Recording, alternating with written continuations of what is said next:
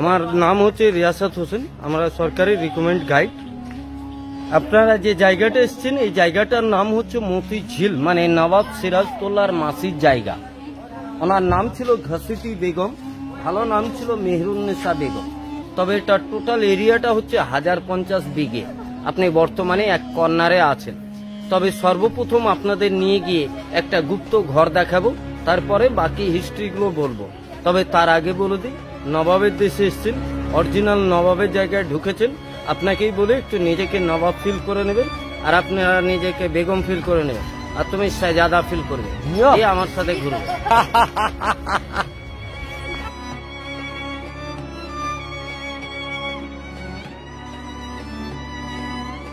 এই গুহা যার মধ্যে সৈনিকরা থাকতেন, চলুন দেখায়। এই দেখুন গুপ্ত গুহা, এখানে সৈনিকরা থাকতেন।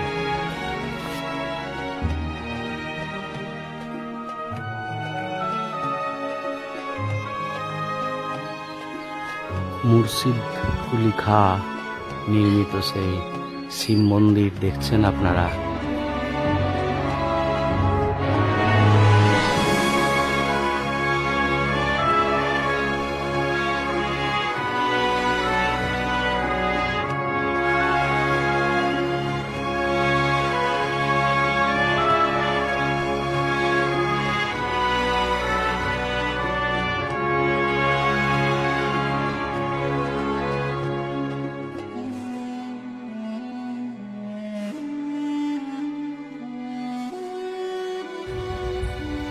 গুড মর্নিং বন্ধুরা, আমি দীপক।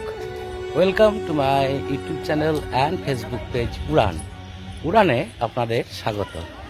আজ আমার সঙ্গে রয়েছে দাদা মোহাম্মদ রিয়াসাত হোসেন। উনি সরকারি গাইড, এই মুর্শিদাবাদ জেলার নবাব প্যালেস সহ যে সমস্ত দর্শনীয় স্থান, অল মুর্শিদাবাদের গাইড।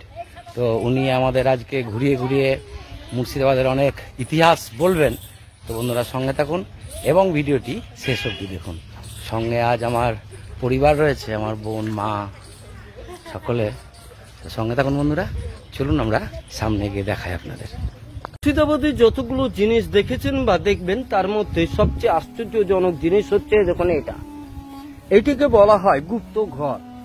এই ঘরটার কোনো দরজা জানলা কিছু নেই। এটা লম্বায় 65 ফুট, উচ্চতায় 12 ফুট, আর চওড়ায় 20 ফুট। এটা চতুর্দিকে প্রাচীর, ওপরে ছাদ। এখন ভেতরটা কি বা কিসের জন্য তৈরি আজ পর্যন্ত জানা যায়নি। তবে লোকের ধারণা যে ঘসিটি বেগমের প্যালেস থেকে এখানে কোন সুড়ঙ্গ পথ আছে, ওখান থেকে এসে এখানে ধনরত্ন রাখতেন। তাই ইংরেজদের এই ধারণা ছিল, কারণ ইংরেজরা একবার করার পর, মানে দখল করার পর, প্রত্যেকটা নবাবী প্যালেসে লুট করেছেন।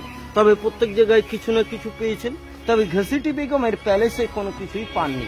ওনাদের ধারণা ছিল, যেহেতু আলিবর্দীর বড় মেয়ে, বাংলার নবাবের বউ, যার স্বামীর মুক্তোর ব্যবসা ছিল, যে 1050 বিঘে জায়গার মধ্যে একটা ছোট্ট রাজপ্রাসাদ তৈরি করতে পারে, তার তো সোনা দানা টাকা পয়সা হওয়া দরকার। কোথায় গেল? নিশ্চয়ই এটার ভেতরে লুকানো আছে। এই চিন্তা করে এক ইংরেজ সাহেব এখান থেকে কামান ফিট করে চার্জ করেন। কামান চার্জ করাতে এইটুকুই ক্ষতি হয়, তবে শোনা যায় যে সাহেব কামান চার্জ করেছিলেন উনি মুখ থেকে রক্ত উঠে এইখানেই মারা যান, মানে স্পট ডেড। তারপর থেকে আর এটার প্রতি কেউ ভাঙার চেষ্টা করে না, এইরকমই পড়ে আছে। আমার ব্যক্তিগত ধারণা বলছি টোটালি এটা বক্সের মতো। তবে কামান চার্জ করার পর আপনার 4 ফুট প্রায় ঢুকে গেছে। যখন ফুটও পাওয়া যায়নি, তখন ভেবে নিতে হবে যে মাটি লেভেল করে পুরোটাই সলিড, যদি কিছু থাকে আন্ডারগ্রাউন্ড। আমার ব্যক্তিগত ধারণা। তলায় আছে। আচ্ছা,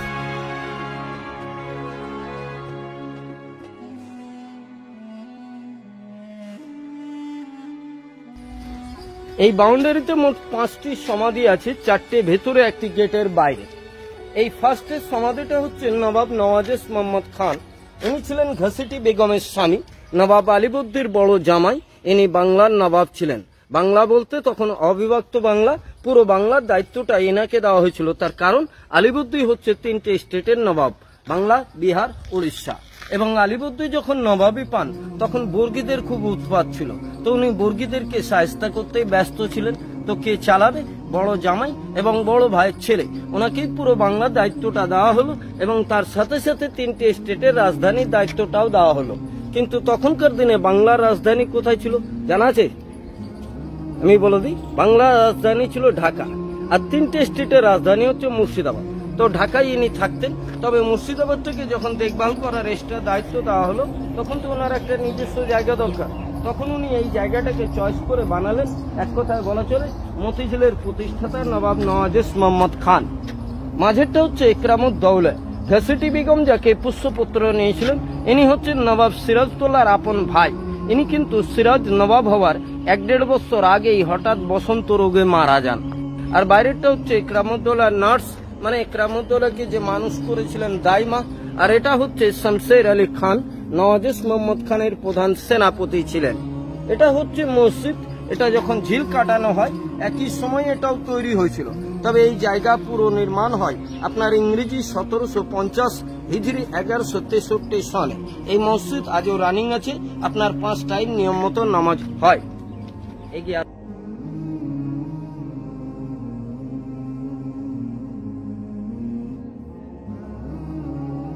আমরা দেখতে পাচ্ছি মতিঝিল, সেই সুবিখ্যাত মতিঝিল, এবং মতিঝিলের ঠিক অপোজিটে আমরা দেখলাম এটা কি মসজিদ? কাটরা মতিঝিল জামা মসজিদ। তো মুর্শিদাবাদের ইতিহাস জানতে সঙ্গে থাকুন এবং ভিডিওটি শেষ অবধি দেখুন। এই হলো সেই মতিঝিল। মতিঝিলের হিস্ট্রি শুনুন দাদার মুখ থেকে। এই সামনে যে বিশাল জলা দেখছেন এটারই নাম মতিঝিল। এই ঝিলটা হচ্ছে 750 বিঘে জমির উপরে। এটা ঠিক উল্টো ইংরাজির ইউ আকৃতি বা ঘোড়ার খুঁড়ের মতো। এই দেখুন এখান থেকে স্টার্ট, একই মেজারমেন্টে ঝিলটা ঘুরছে। বহুদূর নিয়ে টার্ন নিয়ে ঘুরে আমরা যেখানে গাড়ি রেখেছি তার ঠিক অপোজিটে ঝিল শেষ। মানে এখান থেকে স্টার্ট, ওই পুরো ঘুরে ওই পাশ দিয়ে ওইখানে শেষ ইউ আকৃতি। এই যে মিডিলে গাছপালাগুলো দেখছেন এটা প্রায় 300 বিঘের স্থল। এই স্থলের শেষ প্রান্তে ছিল ঘাসেটি বেগমের প্যালেস। প্যালেসটার নাম সিংহি দালান। গৌড় থেকে বহুমূল্য পাথর নিয়ে এসে হিরে মুক্তোর কাজ করে বেশ সৌন্দর্য করে প্যালেসটা তৈরি করেছিলেন। প্যালেসটা নেই, ধ্বংস, গেলে ভিতটা পাওয়া যায়। ওই প্যালেসে ওনারা থাকতেন, আর এটা হচ্ছে ওনাদের গার্ডেন। এখানে বেড়াতে বা নামাজ পড়তে আসতেন। তবে এই ঝিলটা কাটানোর উদ্দেশ্য হচ্ছে যে হঠাৎ কোন শত্রু 3 দিক থেকে ওনার বিল্ডিং যাতে আক্রমণ করতে না পারে, এই উদ্দেশ্যে কাটানো। বা তখনকার দিনে এমন কোন গোলাবারুদ ছিল না যে এই রেঞ্জ পার করতে পারে, মানে গাদা কামানের রেঞ্জ মেপে তৈরি। তবে এটা অ্যাকচুয়ালি কোনো এক সময় গঙ্গার পরিত্যক্ত খাল ছিল। নবাবের টাইমে এটাকে সেভ করে কাটিয়ে নেওয়া হয়েছে। তবে এই জলাশয়টা মতিঝিল নাম হওয়ার কারণ হচ্ছে নওয়াজ মোহাম্মদ খান বাংলার নবাব ছিলেন। তার সাথে সাথে ওনার একটা বিজনেস ছিল কি, সমুদ্র থেকে ডুবুরি নামিয়ে ঝিনুক খোঁজাতেন। সে থেকে মতি বা মুক্ত পেতেন। যেগুলো অপুষ্ট ঝিনুক বা ছোট ঝিনুক পেতেন জ্যান্ত নিয়ে সেখানে ছেড়ে দিতেন। সেগুলো পুনরায় সমুদ্রের মতো বড় ঝিনুক হয়ে ওর ভেতর থেকে মতি বা মুক্ত পাওয়া গিয়েছিল। সেই মতি বা মুক্ত নবাব আলীবর্দী খাঁকে প্রেজেন্ট করা হয়। উনি সেই মতি বা মুক্ত পেয়ে খুব খুশি হয়েছিলেন। পরে এই জায়গাটার উনি নাম দেন মতিঝিল। এই ল্যান্ডটারই ঠিক কর্নারে যেখান থেকে ঝিলটা ঘুরছে, যে দূরে তাল গাছ দেখতে পাচ্ছেন, ওই গাছটার ঠিক পাশে নবাব সিরাজউদ্দৌলার পর মীর জাফর যখন নবাব হয়েছিলেন তখন এখানে 12টা দরজা দিয়ে একটা বিল্ডিং তৈরি করেছিলেন। ওই বিল্ডিংটার নাম দিয়েছিলেন বারোদুয়ারি। তারপরে ব্রিটিশ শাসনকর্তা হিসেবে লর্ড ক্লাইভ আসেন। এই বিল্ডিং এ ওনাদেরকে থাকতে জায়গা দেওয়া হয়। পরে এই বিল্ডিংটা অফিস হয়ে যায়। পরে এই বিল্ডিংটার নাম হয়ে যায় ক্লাইভ বিল্ডিং, মানে east India company first government house ইন্ডিয়ার মধ্যে এইখানেই হয়েছিল। মানে লর্ড ক্লাইভ দেওয়ানি লাভটা 1765-তে বাংলায় যে দেওয়ানি লাভটা পেয়েছিলেন সেটা এখানেই পেয়েছিলেন। ওটাও ধ্বংস। এখন বর্তমানে এই দ্বীপটার ভেতরটাই হচ্ছে নিউ পার্ক, ইকো পার্ক। বোঝা গেল?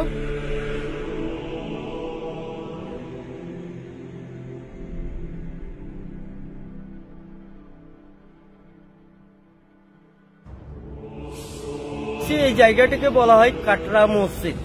বাংলা, বিহার, উড়িষ্যার ফার্স্ট নবাব মুর্শিদ কুলি খাঁর সমাধিস্থল এবং মসজিদ, এবং তার সাথে সাথে একটা শিব মন্দিরও পাবো। তবে আমরা যে সাইড দিয়ে ঢুকছি এটা হচ্ছে মসজিদের ব্যাক সাইড। মসজিদের ব্যাক সাইড কোন দিক হয় জানা আছে? পশ্চিম দিক। আর ফ্রন্ট সাইড হয় পূর্ব দিক। তবে এখন ব্যাক সাইডটা হয়ে গেছে ফ্রন্ট সাইড, আর ফ্রন্ট সাইডটা হয়ে গেছে ব্যাক সাইড, কারণ এই মেন রোডটা হয়ে যাওয়ার জন্য। তবে আমরা দুই সাইডে দুটো মিনার পাচ্ছি। এই মসজিদের 4 কোণে 4টে মিনার ছিল। সামনেকার দুটো হাইটে ছোট, পেছনকার দুটো হাইটে বড়। তবে এই মিনারগুলোর কাজ হচ্ছে মসজিদ কুলিখা এক একটা মিনারে উঠে একনলা দূরবীনের সাহায্যে এক একটা নদী বন্দর দেখতে, কোন জাহাজ আছে, শত্রু জাহাজ আসছে কি মেট্রো জাহাজ আসছে কি ব্যবসায়িক জাহাজ আসছে, এইগুলো দেখতে। কোন নদীটা কোথায় আছে? নদীটা কোথায় আছে? পদ্মা নদী এখানে দেখা যেত? দেখা যেত। আচ্ছা আচ্ছা। আর এর উপরে ওঠার জন্য আপনার সিঁড়ি আছে, সিঁড়িতে কোনো গার্ড নেই। দর্শকরা ভিড় করে উঠতে গিয়ে একটা অ্যাক্সিডেন্ট ঘটে যায়, এর ফলে দর্শকদেরকে অ্যালাউ করা হয় না ভেতরে। তবে ওই যে মাঝে মাঝে যে ফাঁকা দেখতে পাচ্ছেন, এগুলোতে এই এলাকার নজর দেওয়ার জন্য সিকিউরিটি পাহারা থাকে। আর এই যে উপরকার ঘরগুলো দেখছেন, এই ঘরগুলো ছিল তখনকার দিনে মাদ্রাসা, হাই স্কুল। 700 স্টুডেন্ট এখানে থাকা খাওয়া প্লাস পড়াশোনা করতো নবাবী খরচে। কিভাবে করতো আমি ভেতরে নিয়ে গিয়ে বলবো। কোন নবাব করে তৈরি? মসজিদ কুলিখা। আর নিচেকার ঘরগুলো ছিল তখনকার দিনে অতিথিশালা। তখন বিদেশি মেহমান যারা আসতো তাদেরকে হোটেল ফোটেল লজফজ ছিল না, তো এইসব ঘরে থাকতে দেওয়া হতো। তবে তখনকার লোকের হাইট খুব বেশি ছিল, 6 ফুট 7 ফুট হাইট ছিল। তবে গেটগুলো ছোট করা হতো, কারণ মসজিদ মন্দিরে যেতে গেলে শ্রদ্ধাভাবে যেতে হয়। আমরাও যাব, নাহলে কপাল ফেটে যেতে পারে। ঠিক। চলুন বন্ধুরা, দেখায় আপনাদের সেই সুবিখ্যাত কাটরা মসজিদ। এবং শুনছেন তো দাদার মুখে সমস্তটাই, উনি খুব ভালো বলছেন। এবং আগামী দিনে আমি আনবো ভিডিও অনেক নতুন নতুন টপিকের ওপর, তো অবশ্যই থাকুন সঙ্গে। আমরা ঢুকছি কাটরা মসজিদে। এটা হচ্ছে মূল মসজিদ। এই মূল মসজিদটা যাতে ড্যাম্প হয়ে বসে না যায় তার জন্য এই গুহাগুলো তৈরি। তবে এই গুহাগুলোর আরেকটা কাজ আছে, হঠাৎ কেউ আক্রমণ করতে পারে। প্রত্যেকটা গুহাতে দুটো একটা করে গুপ্ত সৈন্য লুকিয়ে থাকার মতো ব্যবস্থা আছে এগুলোতে। তো বন্ধুরা আসেন দেখবেন, এই মসজিদের নিচে যে গুহাগুলো রয়েছে, এখানে গার্ড থাকতো যাতে করে শত্রুরা হঠাৎ আক্রমণ করলে সেটা প্রতিহত করা যায়। শুনলেন তো, এই উপরের ঘরগুলো ছিল মাদ্রাসার, এবং গেস্ট আসলে ওই নিচের ঘরগুলোতে রাখা হতো। এই সেই গুহা যার মধ্যে সৈনিকরা থাকতেন। চলুন দেখায়। এই দেখুন গুপ্ত গুহা, এখানে সৈনিকরা থাকতেন।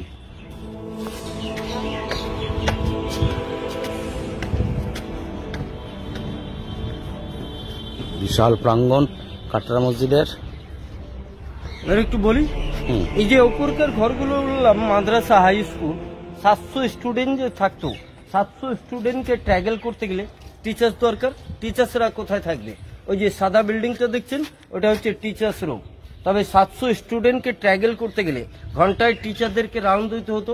কিভাবে দিত দেখুন, ওইখান থেকে ঢুকলে পুরো রেড রাউন্ডে ঘুরতে ঘুরতে ঘুরতে ঘুরতে ঘুরতে ঘুরতে ঘুরতে ঘুরতে ঘুরতে ঘুরতে ওইখানে পৌঁছে যেত। তার নমুনাটা যদি দেখতে চান তাহলে একটু উপরে উঠতে হবে। তবে এখন যুগের হাওয়া খারাপ, কে কোন ধারে ঢুকে নোংরামো করে, ওই জন্য মিডিলে গ্রিল করে দিয়েছে যাতে ওই সাইডটা না যেতে পারে। একটু উপরটা দেখে নেন, আপনারাও দেখে নেন।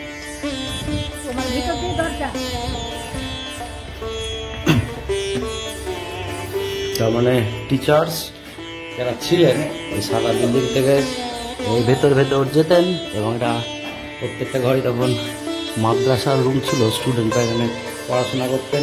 টিচার্স শুনলেন তো, 700 স্টুডেন্টকে পড়াতেন। তো এইভাবে ঘুরে ঘুরে, যদি এগুলো এখন ভগ্নপ্রায়, কিন্তু একই রকম ডিজাইনের ছিল। এবং টিচাররা ঘুরে ঘুরে মাদ্রাসা স্টুডেন্টদের কভার করতেন সেই সময়।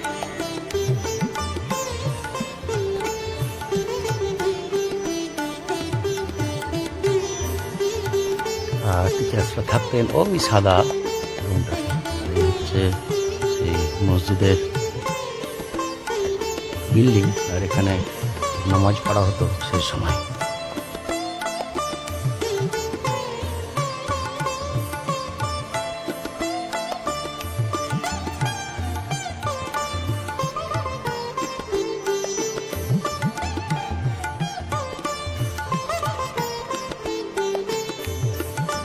দেখুন, এক একটা খোপ এক একটা ভাবে ডিজাইন করা আছে। এখানে 2000 পিস আসন করা আছে, মানে জায়নামাজ করা আছে। মসজিদ কুলিখার টাইমে 2000 লোক রেগুলার নামাজ পড়বে। তবে 5 টাইম যে নামাজ পড়তো, রোদ বৃষ্টি ঝড়ের ব্যাপার আছে, এগুলোকে রক্ষা কিভাবে করবে? এই যে কড়াগুলো দেখতে পাচ্ছেন, এগুলোতে সামিয়ানা টাঙানো হতো। আর সামিয়ানা টাঙানোর পর মেঘলা দিনে কি হয়, অন্ধকার হয়ে যায়, তখন তো ইলেকট্রিক ছিল না, কিভাবে আলোকিত করবে? এই যে স্কোয়ার স্কোয়ার খোপগুলো দেখছেন, এগুলোতে বেলজিয়াম কাঁচ এমনভাবে সেটিং করা ছিল যে ওয়েদারকে কালেকশন করে ভেতরটা জুম করে দিত, মনে হচ্ছে লাইট জ্বলছে। ভাবলো তো এখন মনে হচ্ছে তখনকার দিনে পৌঁছে গেলাম। হ্যাঁ বন্ধুরা, আমরা সেই তখনকার দিনে মানে এই যে খোপগুলো দেখছেন, এই খোপগুলো দেখছেন, এগুলোতে বেলজিয়াম কাঁচ লাগানো থাকতো এবং ওই যে কড়াগুলো দেখছেন উপরে কালো কালো, এই কড়া দিয়ে পুরো সামিয়ানা লাগানো থাকতো এর উপরে, এবং নামাজিরা এখানে নামাজ পড়তেন। শুনলেন তো 2000 আসন এখানে নামাজের জন্য রাখা হতো, এবং এই উপরে তাঁবু টানানো থাকার জন্য এই বেলজিয়াম কাঁচ, এখানে যেগুলো বেলজিয়াম কাঁচ থাকতো তাতে আলো পরে পুরো এলাকাটাকে আলোকিত করে তুলতো এবং ঝলমল করতো। বুঝতে পারছেন? ফিল করুন জাস্ট, ওয়াও।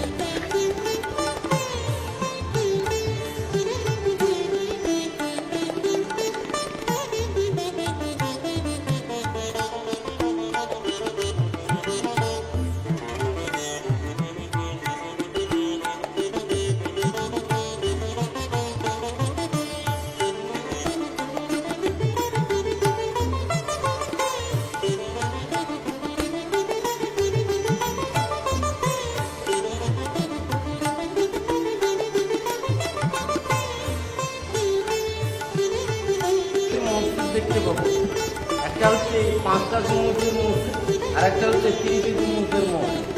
আমরা মতিঝিল দেখলাম 3টে গুম্বুজের মসজিদ, এটা হচ্ছে 5টা গুম্বুজের মসজিদ। মুর্শিদাবাদে 1897 সালে ভয়াবহ ভূমিকম্প হয়েছিল। এই ভূমিকম্পে মিডিলের 3টে ভেঙে গেছে, 2 সাইডে 2টো রয়ে গেছে। মানে ওইটা একটা রয়েছে আর এই একটা রয়েছে, আর মাঝে 3টে ভাঙা, 3টে ভেঙে গেছে। 5 গম্বুজ ছিল এটা। আর ওই যে জাফরিটা দেখছেন, ওই জাফরিটা তখনকার দিনের জাফরি। এই জাফরিতে যে ডিজাইন দেখতে পাচ্ছেন, এতে সোনার জড়ি বসানো ছিল, বাইরে ছিল বেলজিয়াম কাঁচ। ভেতরকার লোক বাহিরকার লোককে দেখতে পেত, কিন্তু বাহিরকার লোক ভেতরকার লোককে দেখতে পেত না। তবে এই মসজিদ কুলিখার জীবনী আছে, আমি একটু শর্ট টাইম আছে, আপনাদেরকে অত বলছি না। তবে মুর্শিদ কুলিখা হচ্ছেন ব্রাহ্মণ ঘরের সন্তান। উনি শেষ জীবনে এই মসজিদটা তৈরি করেন। 1723 থেকে 25-এর মধ্যে মুরাদ ফরাজকে দিয়ে এই মসজিদটা তৈরি করেছিলেন। তবে ওনার একটা উদ্দেশ্য ছিল, উনি নবাবি পাওয়ার জন্য অনেক গরিব মানুষকে অত্যাচার করেছেন, অনেকের প্রাণ নিয়েছেন, উনি নিজেকে মনে করেন। এর জন্য যেসব মুসল্লিরা এই মসজিদে নামাজ পড়তে আসবে যাবে, তাদের চরণ ধুলো যাতে আমার সমাধির উপরে পড়ে, এবং ওনার আদেশ অনুসারে সিঁড়ির নিচে সমাধিটা কোথায় আছে আমরা একটু দেখে নেব। আচ্ছা, মুর্শিদ কুলিখা ব্রাহ্মণ সন্তান ছিলেন, এবং যতটুকু জানা যে মানে ওনার উপর ঔরঙ্গজেবের কাছে নিজে স্বেচ্ছায় মুসলিম ধর্ম গ্রহণ করেছিলেন। ওনার উপর কি অত্যাচার করা হয়েছিল তখন? হিন্দু পণ্ডিতরা কি অত্যাচার করতো? ওনাদের জাতিতে ওনাকে মেনে নেয়নি। কিসের জন্য? কারণ আগে বাচ্চা বয়সে মানুষ কেনা বেচা হতো, মানে কি তো কাজকর্ম করার লেগে। তো এক মুসলমান হাজি সাহেবের কাছে উনি বিক্রি হয়ে যান। তো যে হাজি সাহেব উনি কিনে নিয়ে গেছেন, উনি মারা যাওয়ার পর ওনার ছেলেরা ওনাকে আজাদ করে দেন, যে তুমি আমার বাবার গোলাম ছিলে, বাবা মারা যাওয়ার পর তোমাকে আজাদ করে দিলাম, তুমি যদি বাড়ি ফিরে যেতে চাও তুমি স্বেচ্ছায় যেতে পারো। তো উনি পিতৃ পরিচয় পেয়ে বাড়ি ফিরে আসেন। যেহেতু উনি মুসলমান ঘরে খেয়ে মানুষ হয়েছেন, বড় হয়েছেন, তখন জাতি ভেদটা ছিল, ওনার জাতিতে ওনাকে উঠতে নেয়নি। উনি মনের দুঃখে আবার বাড়ি থেকে বেরিয়ে গিয়ে ঔরঙ্গজেবের বাড়িতে পাহারাদার হিসেবে চাকরি পান। ওনার বাড়ি কোথায় ছিল মুর্শিদ কুলিখার? দাক্ষিণাতের লোক। কি নাম ছিল তখন? সুদর্শন মিশ্র। বাবার নাম হচ্ছে দর্পনারায়ণ মিশ্র, ব্রাহ্মণ। এর অনেক জীবনী আছে, আপনাদের টাইম শর্ট, বন্ধু সময় কম, দাদা সংক্ষেপে বলছেন। চলুন আমি একটু ঝাঁপিটা আপনাদের দেখাই। মানে ওই যেটা বললেন ওনারা, ভেতর থেকে সোনার পাত, হিরে জহরাত যা, সেই গেটটা মানে ঝাঁপড়ি দেখায় আপনাদের।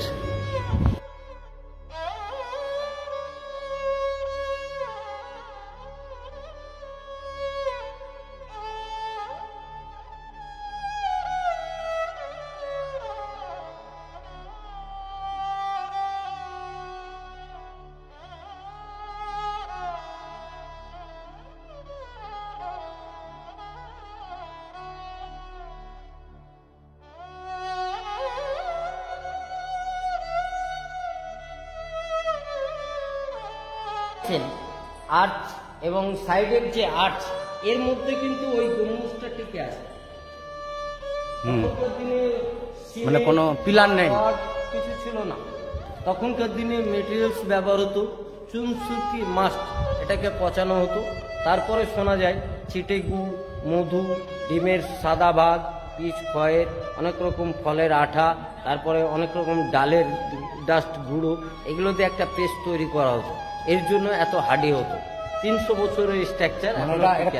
খিলান ডিজাইন, মধ্যে কোনো পিলার নেই, খিলান ডিজাইন, যদিও এখন ধ্বংসপ্রাপ্ত। জাস্ট আচ্ছা,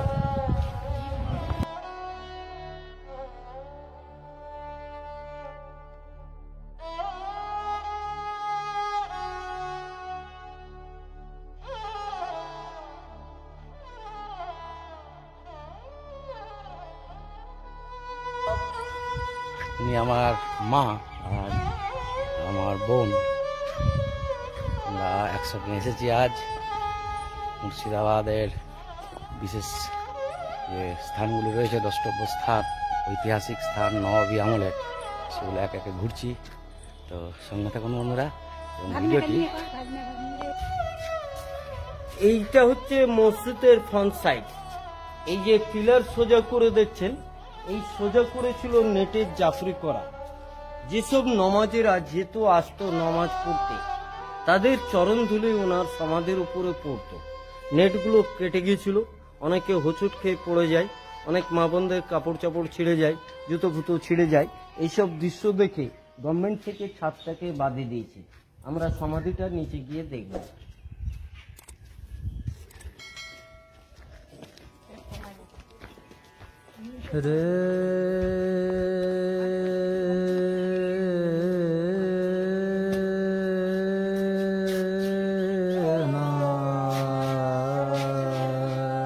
এই হচ্ছে বাংলা, বিহার, উড়িষ্যার ফার্স্ট নবাব মুর্শিদ কুলি খাঁর সমাধি। ওনার সমাধির উপরে কোষ্ঠী পাথরের উপরে টাইটেল পদবীর নাম লেখা ছিল এবং সোনা জড়ি করা চাদর ছিল। এগুলো সব ছড়িয়ে গেছে। সেন্ট্রাল গভর্নমেন্ট নেওয়ার পর ছাদটা বাঁধিয়ে দিয়েছে আর এখানে গ্রিল করে তালা লাগিয়ে দিয়েছে যাতে সমাধিটা কেউ ক্ষতি না করে। এই মুর্শিদ কুলি খাঁ ছিলেন ব্রাহ্মণ ঘরের সন্তান। উনি ঔরঙ্গজেবের কাছে নিজে স্বেচ্ছায় মুসলিম ধর্ম গ্রহণ করেছিলেন এবং শেষ জীবনে এই মসজিদটা তৈরি করেন। এবং এই মসজিদটা তৈরি করার পর উনি একটা শিব মন্দিরও তৈরি করলেন। ওনার চিন্তাধারা ছিল যে ধর্ম সব এক, যে যেরকম নিষ্ঠাভাবে ডাকতে পারে, তবে ধর্মের ভেদাভেদকে নিয়ে আসে। এক হচ্ছে মৌলবী আর এক হচ্ছে পুরোহিত, আর এখন নিয়ে আসছে রাজনীতিবিদ। হ্যাঁ হ্যাঁ, এটা মুর্শিদ কুলি খাঁ তৈরি। মানে উনি একদিকে যেমন এই কাটরা মসজিদ তৈরি করেছিলেন, তারই একই প্লটে বাউন্ডারির মধ্যে উনি শিব মন্দিরও তৈরি করেছিলেন। কারণ উনি একজন নিজে ব্রাহ্মণ হিন্দু ছিলেন প্রথম অবস্থায়, এবং গল্প তো শুনলেন কিভাবে উনি শেষ অব্দি মুর্শিদ কুলি খাঁ হয়ে। এর অনেক বড় হিস্ট্রি, ইতিহাস আছে। সময় করে একদিন আপনাদের দেখাবো এই হিস্ট্রি। চলুন দেখি শিব মন্দির। সম্রাট মুর্শিদ কুলি খাঁর নির্মিত শিব মন্দির। ওম নমঃ শিবায় নমঃ, শিবায় নমঃ, শিবায় নমঃ। মুর্শিদ কুলি খাঁ নির্মিত সেই শিব মন্দির দেখছেন আপনারা, যেটি কাটরা মসজিদের ভেতর অবস্থিত। আপনারা দেখলেন কাটরা মসজিদ, ইতিহাস শুনলেন, এবং এই শিব মন্দির উনি তৈরি করেছিলেন, আর সাথে এই কাটরা মসজিদ। জাস্ট ওয়াও, কত না ইতিহাসের সাক্ষী এই মুর্শিদাবাদ। ডাচ, পর্তুগিজ, ফরাসি, ইংরেজ সহ এই মুর্শিদাবাদে রাজত্ব করেছেন একাধিক মুসলিম সম্রাট, নবাব, এবং অনেক প্রাচীন ইতিহাস রয়েছে মুর্শিদাবাদে। একে একে আমি চেষ্টা করব তুলে ধরার। তো যারা এখনো আমার ফেসবুক পেজ এবং ইউটিউব চ্যানেল উড়ান সাবস্ক্রাইব করেননি তারা অবশ্যই সাবস্ক্রাইব করে নেবেন এবং আশা করি সঙ্গে থাকবেন। চলুন সামনে এগিয়ে যাই আমরা।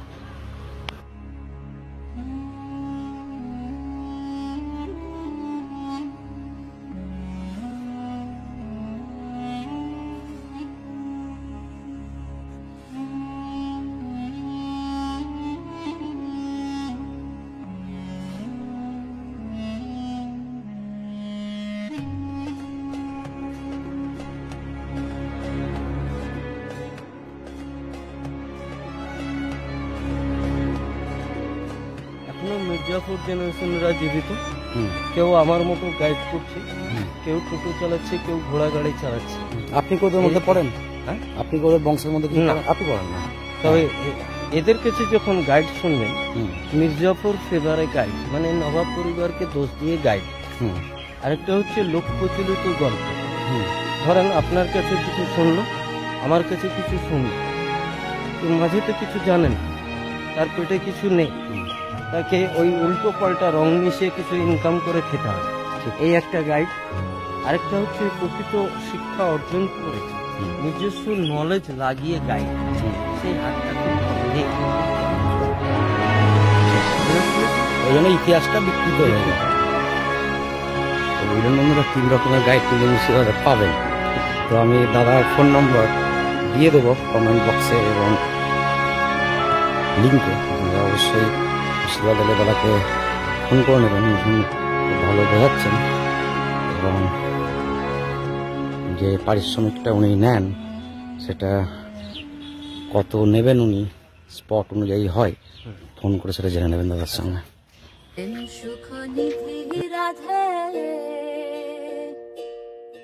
যদি প্রীতি হয় সুজনে, প্রেম সুখ নিধি রাধে, মজিলে ভালোবেসে ভালো হবার আসে,